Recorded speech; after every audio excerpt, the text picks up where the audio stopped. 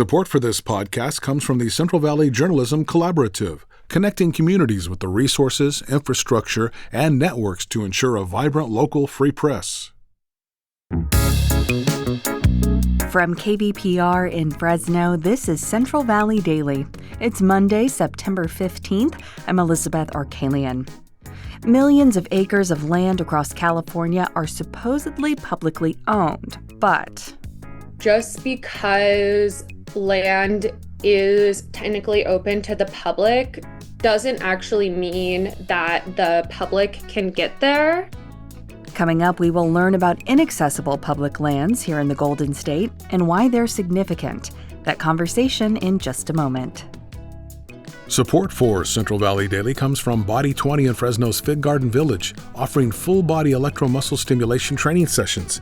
It's a high-tech, time-efficient way to help preserve and rebuild lean muscle. Each 20-minute one-on-one session is guided by a certified coach using FDA-cleared technology.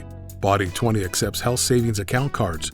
More information available by searching the Fig Garden location at body20.com.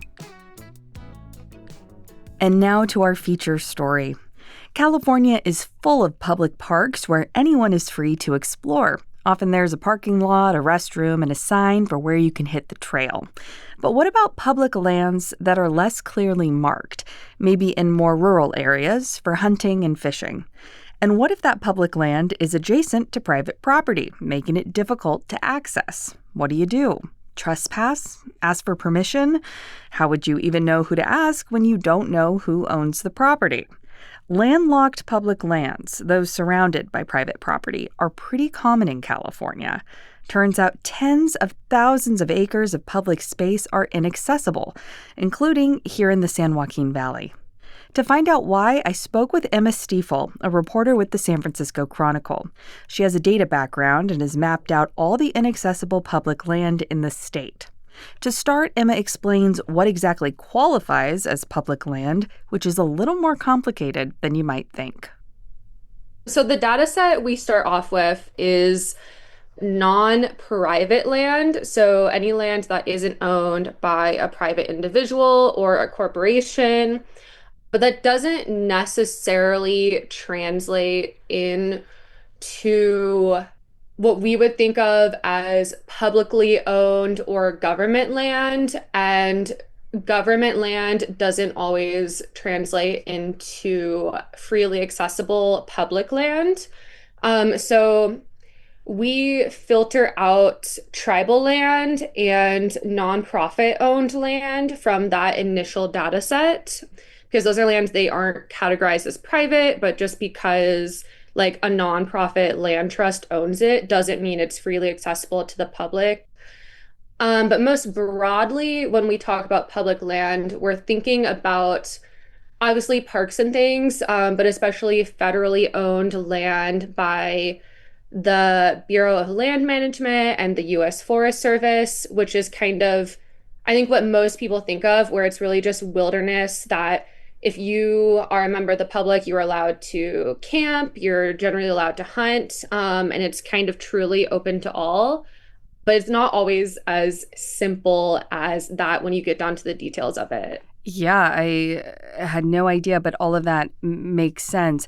So just for my own edification, it's fair to say that your report is really sort of focusing on that BLM U.S. Forest Service land predominantly. Yeah, mostly that's like 75% of the inaccessible land in our final data set. And most of the time, especially when you see these hunting and outdoor advocacy groups talking about land access, the bulk of that is going to be BLM and USFS land. Okay.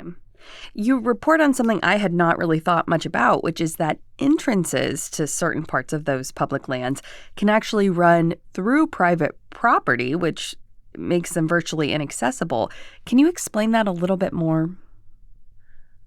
Basically, just because land is technically open to the public doesn't actually mean that the public can get there. The federal government especially owns all sorts of land throughout the country. I think a lot of these lands are pretty old, And so as time goes by, or maybe from the time they were purchased, they've ended up surrounded by private property. And in some cases, these are lands that don't even have any roads that would go to them. You would have to hike there in the first place. They're not necessarily at all set up like parks where, you kind of think of a park with like a parking lot and like a little billboard of rules and stuff and maybe like Sure. a bathroom. They're not necessarily set up to facilitate public access like that. It is truly just government owned land.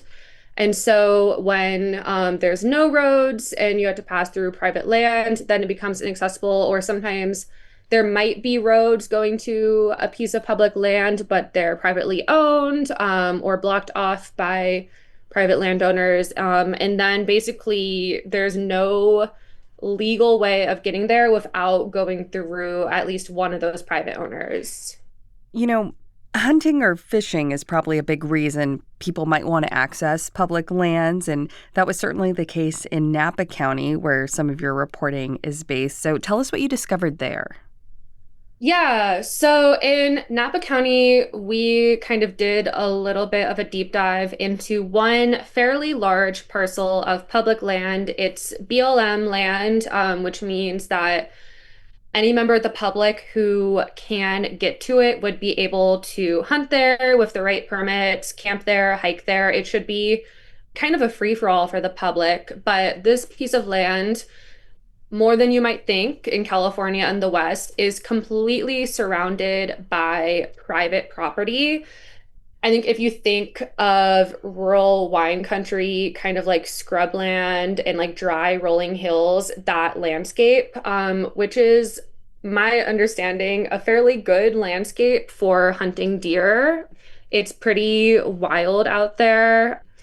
And so a lot of people who, have a deer hunting permit want to have a good piece of large and maybe fairly untouched public land to do that on, are really attracted to this piece of land in Napa. And there's a piece of this public land that comes very, very close to the nearest public road. And so if you look at it on a map, you can see like it seems like it's just barely there. Like it's essentially a pretty short hike to get there, if you were just to pull over on the side of the road.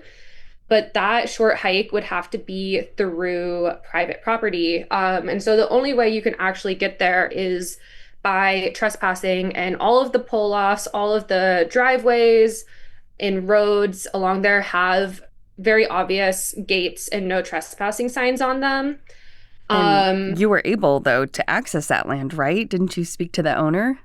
Yes, we were able to access that land because we spoke to the landowner who has his home and owns the property on this corner of land between the road and that BLM land. And when you spoke to him, you report that he's not in favor of making that Bureau of Land Management land near his property more accessible, right? Yeah, so he has a lot of concerns about that land. Already now, it's essentially a magnet for trespassers. Oftentimes, people who are hunting means trespassers with rather large guns, which you can imagine being a landowner out in rural Napa is a little bit disconcerting if you have a lot of people periodically showing up with weapons and walking through essentially in front of your house. But I think he's also worried just about the integrity of the wilderness around his house. And especially in this part of Napa County, the possibility of more public access, meaning higher likelihood for wildfires. The Hmm. 2020 Hennessy fire went through that area. You can still see the burn scars from it today, and it was really serious and very much lives on, I think, in the memory of everyone who was there at the time. And so I think the idea of more people going through with guns and bullets that could start fires, people who might be camping or hiking who could also start fires, is really concerning for the owner we spoke to, and I think a lot of his neighbors. I want to note in your reporting that you looked at all the data of where this kind of landlocked pieces of public land is. Kern County has a lot of this. Fresno, Merced, and Tulare counties also have hundreds of acres of inaccessible public lands. Those are all regions in our area of Central California. And I'm just wondering, are there no rules about owning private property adjacent to public lands? You sort of described how this came about, but why is that like that in Central California? Yeah, I think that is a great question. My understanding of the law as it is now is that there aren't really any rules around this outside of just private property rights that everyone has, which is the right to not have people trespass through your property. We actually, for example, tried to get access to some of these pieces of land by working with the BLM, not by going directly to private landowners. And it was even hard for the BLM employees that we were in contact with who, they are working for the federal government who owns this land. It was even hard for them to secure access to what is, their land to own and take care of for the public. And so there really isn't any blanket rule for accessing this land. It really all has to be done right now on an ad hoc basis. So sometimes there are easement agreements that have been worked out between the government and landowners where, it's private property, but maybe this one trail is opened up generally for the public to pass through. Sometimes that's just done based on like historic rights or any agreement they can come to. Otherwise, you have to just ask for every visit to get permission to pass through, and there really isn't any incentive for them to do that. Lastly, I wanted to ask Emma, there are some outdoor enthusiasts in California who've been pushing for a change. What would they like to see when it comes to public land here? Yeah, so I think there are a couple other states, especially, I think I mentioned in my story some programs in Montana and Idaho that probably just honestly because they are more rural and therefore have a higher population of outdoors people than California, have kind of some more robust programs on public land access. And I've heard from people in California that they'd like to see more of that here. So things just like having the government negotiate more access on behalf of the public, like what Idaho has.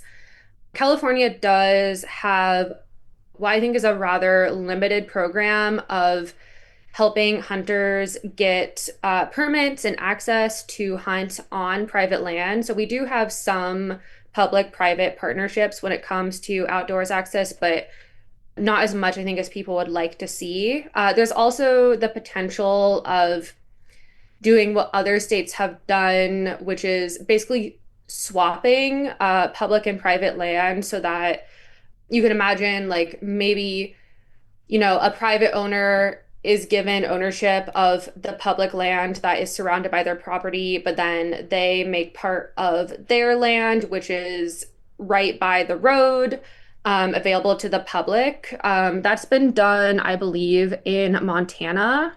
And I think that seems like, in many ways, the simplest solution is to just make it so that this land isn't landlocked anymore. But of course, doing these giant land trades is pretty complicated and sometimes controversial. Emma Stiefel with the San Francisco Chronicle. Thank you so much. Thank you. And that is today's show. Today's episode was produced by Jonathan Linden and KVPR with support from the Central Valley Journalism Collaborative. I'm Elizabeth Arkalian. You can find the latest local news anytime at kvpr.org.